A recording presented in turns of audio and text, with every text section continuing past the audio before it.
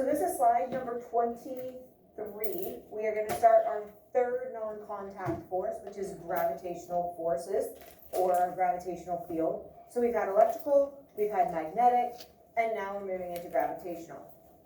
So, just like all of our other fields, there are some things that are at work. They're experiencing those same kind of properties as the fart funk, right? So the closer you get, the stronger it gets. It works invisibly, right? So those things hold true for gravitational, just like they did for electrical, and just like they did for magnetic, okay? So as we look at this, we know that gravitational fields are going to exist around objects with mass. All mass, big mass, small mass, minute, teensy tiny, right?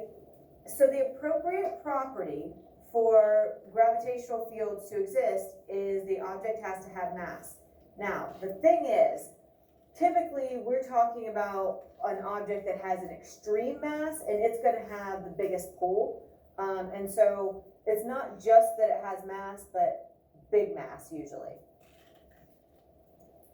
Okay, so if you get a second object that is placed within that field, then the object is going to experience that attractive gravitational force. The brain pop that we just watched, right? It was saying how the Earth is pulling on us to keep us on Earth's surface, but we're also pulling up just a little bit on the Earth. So our mass is so small that the Earth, do you think it feels our pull on it?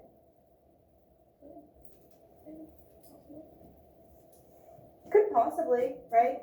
Is it going to be enough that we could really measure it, or that it's going to be affected by it? Probably not. Okay, so the object with the greater mass is going to be the one that is going to have the most influence. Okay, so if you are following along with us at home, I'm going to have a link in Google Classroom for the brain pop for gravity. We played that before we started the notes just to kind of cut down on the video time. So I do want you to watch that video, and I will have it linked in Google Classroom for you. Okay, so for example, Earth has a gravitational force on the moon because the moon is smaller than the Earth, so it's going to experience Earth's large pull, not the other way around. So just like the fart funk, the farther you get, the weaker the force is going to get. Farther away, the weaker it gets. The closer you get, the stronger it gets. So, the Earth is like this. If we're over here, it's pulling us this way. If we're over here, it's pulling us this way. Okay, so that's a good question. So if you look here at this diagram, so you know how we've been showing all of these forces, these force fields with arrows? You can see all these arrows are pulling towards the center. It's going to pull towards the center of the object.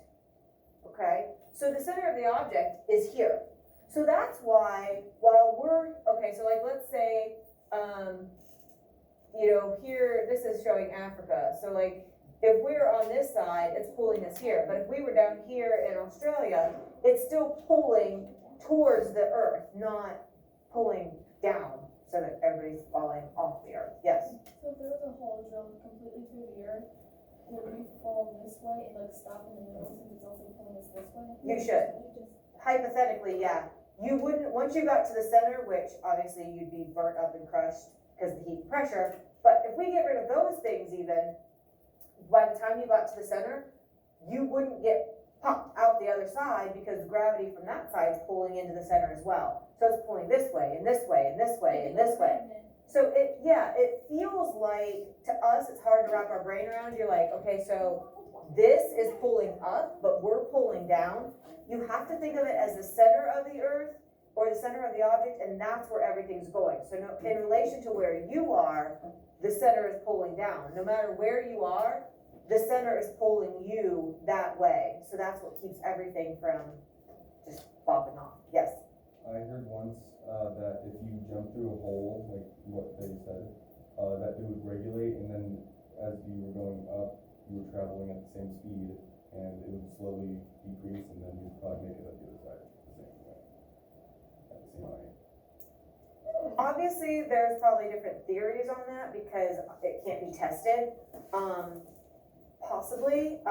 From what I know, I would say you would not get shot back up the other side, once you got to the center, you'd stay at the center, because that's where gravity's holding you. Cuban, you kind of had a good comment, you said kind of like the way the magnet feels, right? That's kind of like the force, like we can kind of, you know what I mean, it's not the same thing, but it kind of, you know, in our minds, it kind of can feel that same way, yeah. Good, and it does make you think, right? Like all this stuff, because it's invisible and because there's some things that can't really be tested, it does kind of make you question things. And even the Brain Pop said, you know, a lot of times once we learn something, it makes us question more and more the more we learn. So it's kind of a cool thing. One thing from the video that I do want to point out too, the analogy with the trampoline and the bowling ball versus the bowling ball and the marble, right?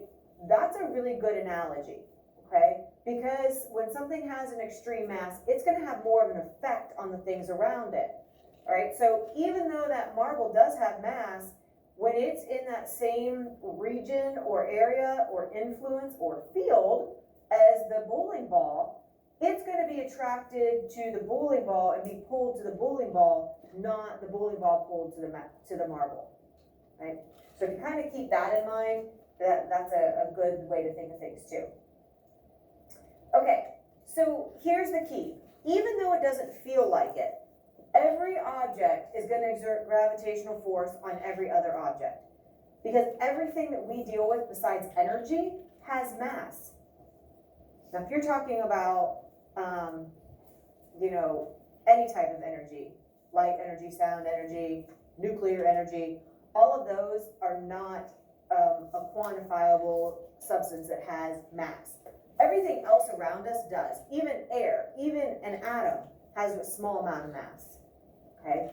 It just is determined, or just matters how much mass does the object actually have. Okay? So most of these gravitational forces are super hard to detect because they're not big enough. They don't have a large enough mass. But if there is something with a large mass, it's going to exert a force. So we're talking about like planetary big, right? Not, okay, so you think of like skyscrapers. They seem really big. They're not big enough to exert a gravitational force that we're going to feel. I'm not getting sucked to the Empire State Building. I think you've seen Tower in Tropicana. Very cool. Pretty big, huh? Yeah. Who here's been to like the Rocky Mountains or even any big mountain range? Smoky Mountains maybe, right? It seems huge, not big enough to have a gravitational pull. So we're talking planets, suns, stars, right? Things that are, you know, planetary big to have a pull that is big enough that we can actually feel. When we went to Colorado to ski and hang out with the family, we went into the mountains, like we drove up there, and you could feel like, you could just feel like your chest and everything just get compressed. Right, the air is a different quality, right? The air is a lot thinner, that's why it's called, the Broncos play at Mile High Stadium, Yeah. right? And the air quality is very, very thin compared to what most of us are used to. Yeah, and a lot of athletes train in Colorado to build up their endurance. They do, because it makes your blood build up more oxygen naturally, and so then when you go somewhere where there's just normal oxygen, like you kind of have this boost. Yeah, it's very cool. Okay, so gravitational force, here's the keys. They're gonna increase with the mass. So the bigger the mass, the bigger the gravitational pull.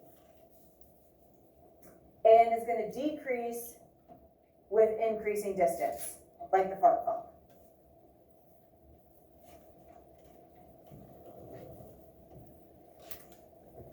Increase with the mass.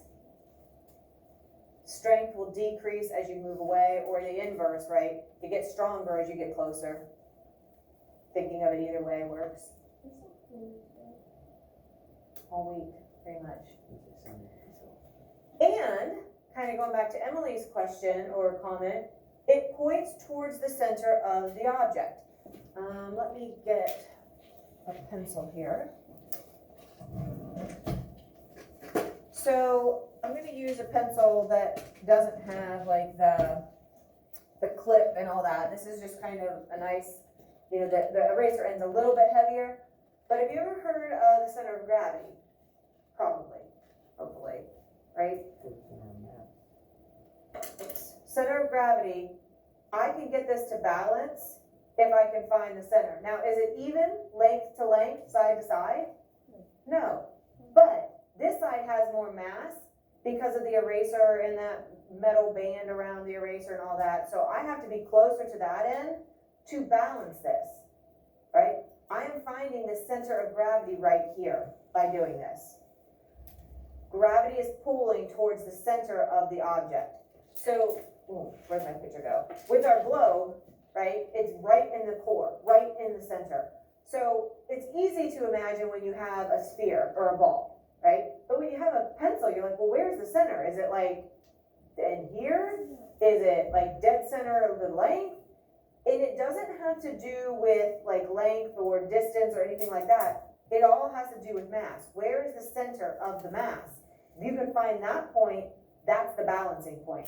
So even like myself, like as I'm standing here, we all have a center of gravity. If I stand, gravity's pulling me down equally, I'm good, right? As I start to change my center of gravity, now I have more mass that's leaning off to the side. I can only hold that for so long, right? If I go to the other side, again, my mass keeps shifting to your right. I can only hold it for so long, and I will catch myself. I'm not gonna let I was myself about fall. to say, you know, so I can. Please don't pass out because you hit your head on the corner of the table. That'd be bad. How does that work? Is it, if you ever like got a basket, like you put something in it and like swing it around fast? And everything stays in it. Yeah. So there's something called centrifugal force. And so we're gonna talk about that just a little. If you'll hold that thought, what it does is it basically pulls to the center of that object, even though that object, and even like rides, right? You know, like roller coaster rides or like where you're getting flung around. Obviously you're held in by a seatbelt, but you're getting pulled to the back, like in the Gravitron, I think they call it, or we used to call it. It's pulling you back. So when things are spinning, it actually kind of affects the center of gravity, and that's why you get like a different force than you normally feel. So that's kind of a quick explanation of that. You guys are having great questions. Okay. So we're going to use the word satellite kind of generically. It's any object that revolves around a planet in a circular orbit. So this could be man-made. It could be natural. So like the moon is a satellite of the Earth. All of our planets are actually satellites of the sun because the sun is our center of our universe, our solar system. And so Earth and satellites both have mass. So here it's showing like an artificial satellite. So maybe for, for NASA or for, you know, whatever the satellite, maybe it's up there collecting images for Google Maps, or maybe it's up there, you know, who knows, doing whatever. What was that all about? Sorry. So one time, me and my grandma, we were outside on Hillback Deck, and we saw like a drone, and it was like the Google thing. So now whenever like I go on Google Maps, I can like see myself like waving up at the house. Oh, no way. They actually use that footage? That's really cool. Yeah. Very cool. So all you have to ask yourself is which item has the larger mass? That's going to be the one with the greater pull. Pretty simple, right? And it really is that simple. Like, we don't make it any more difficult than that. Identify the biggest mass. That's going to have the biggest or strongest pull. And it's the gravity. It's that invisible pull. Kind of like, again, Camden, what you said, the magnets had that pull that you guys could actually feel between them yesterday if they were trying to come together, or when you were trying to jam two lights together, you could feel that repulsion pushing. You could feel that invisible pull. That's what gravity is doing. It's keeping that satellite in that orbit. So an orbit doesn't have to be like a perfect circle. Sometimes it's kind of elliptical or egg-shaped, but it's keeping it in kind of a set path. And that's part of the reason why Pluto got kicked out and it's no longer one of our planets. It wasn't keeping a set path. And that's kind of a key that happens when you have things that are in something else's orbit. It has to be a planet, it has to have its own orbit. And it was actually getting influenced by the other planets around it and changing its orbit. Yes?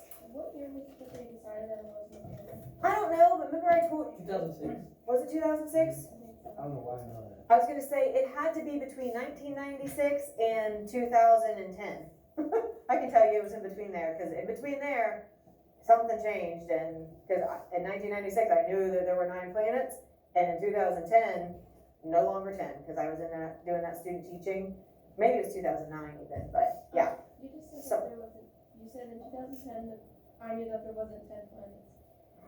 Just stop. You know what I mean. Alright. 2010, I knew there weren't 9. Ooh, Is that better? Okay. So weight is different than mass. And they said this in the video. This is part of your vocabulary. This is huge. This is massively important. Do not confuse, oh, Emily got it. Do not confuse weight and mass. They are 2 very different things. Sometimes in science, we have very specific meanings that do not always totally mesh with our everyday use of words. That makes it difficult for us, not so much as everyday people, but as, school-time scientists, it makes it hard because we have to keep in mind those very specific meanings. Weight is one of those, not like W-A-I-T, like you have to wait in line, but weight, W-E-I-G-H-T, is a measure of gravity pulling on an object. That's not normally how we think about it. We kind of use weight and mass interchangeably in our daily language, and that is incorrect, all right?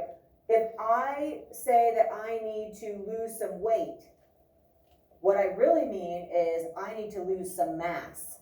Mass is what makes you up. Weight is the effect of gravity pulling on an object's mass. I'm not trying to change gravity. I'm trying to change how much I'm made of.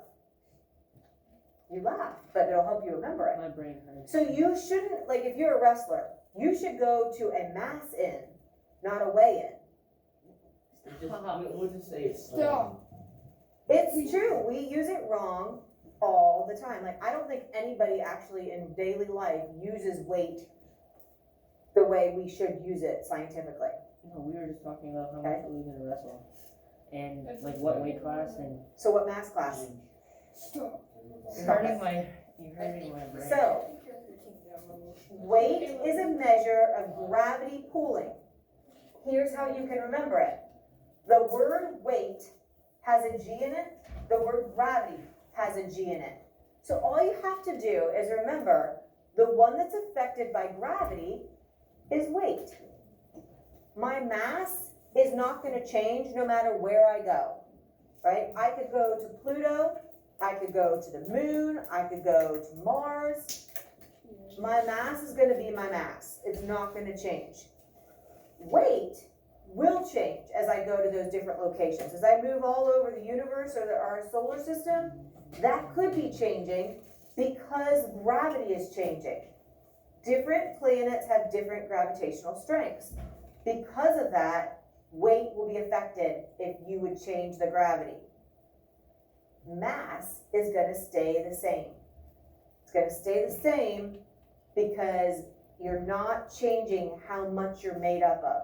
Here's 2 examples when mass can change drastically. Okay? If a woman is pregnant and delivers her baby, boom, instantly a large amount of mass is changed from her to after she has the baby. Usually about 10 or 15 pounds, just like that. Okay? Not that the baby's 10 or 15 pounds, but with all the extra stuff. Don't panic. Don't panic. The other way that mass could drastically change is if somebody like lost a limb, like they had, legs got cut off or arms or something, if you had some kind of terrible accident. Those are the only ways that your mass can change drastically.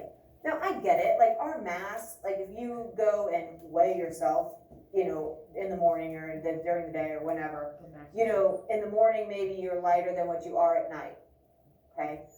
Just because of what you've eaten, what you drank, and things like that throughout the day. I know, like for me, I always overnight lose 2 pounds. It's just amount of, your body settling and, everything going on, whatever. That's pretty typical for me. That's not a drastic change, okay? Our mass is technically going to fluctuate within a couple, 3 or 4 or 5 pounds a day. So I'm saying like a more significant change than that. But our weight can change drastically if we go somewhere where the gravity is changed. Okay, now, am I saying Colorado, China, Australia? No, all of those places are here on Earth, we're gonna feel the same pull. I'm saying you'd have to go up into outer space, you'd have to go to a different planet.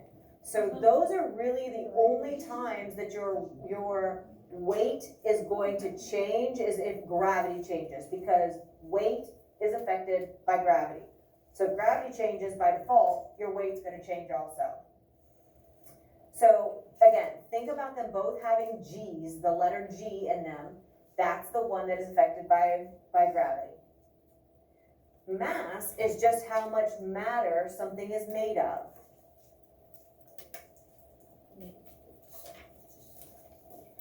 And I really like this picture.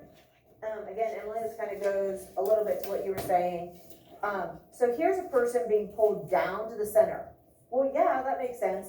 These are the ones that are like, oh my gosh, they should be falling off, right? Because we always think of gravity as pulling down. Because we are here on top, it is going to be pulling down. But if you're looking at this, there are people down at below us on the bottom side of the world, opposite of where we are right now. And so to us, it seems like they're going down. That's where gravity goes. But remember, gravity's pulling to the center of the massive object. So it's actually pulling this direction all around. Okay? All right. Let's come back to those. Are we listening to the dude?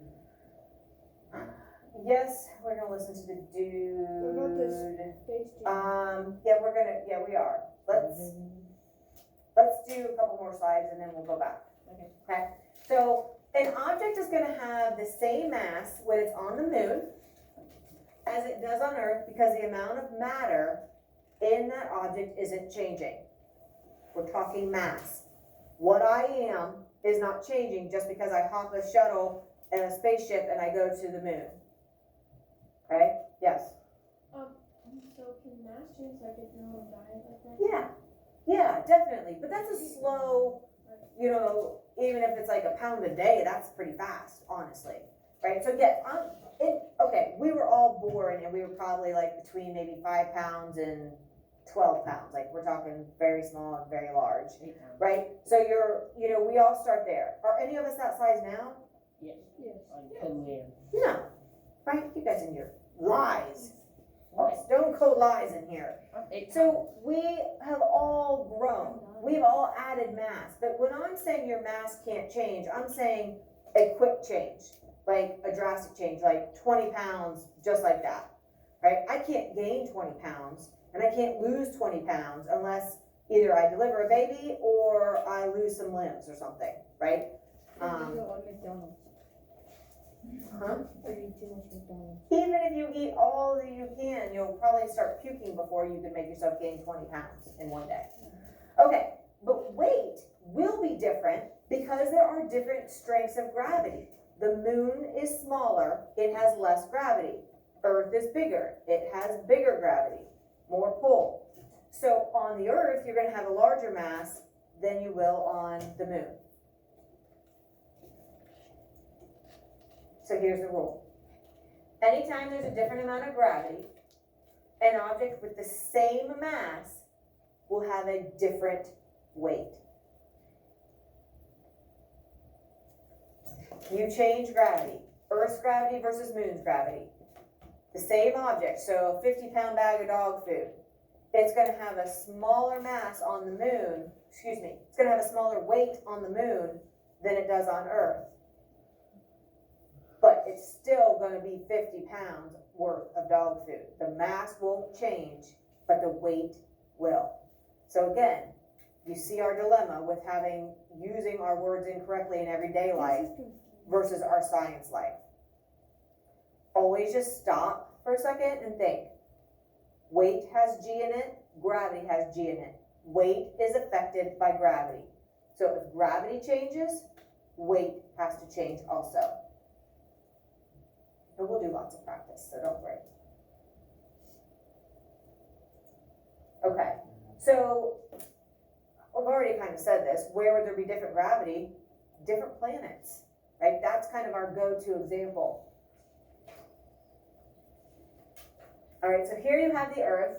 These arrows are actually called vector arrows, and we'll talk about those a little bit more next unit and next year. Kind of shows the strength and the direction of the gravity. So pulling down towards the center of the object.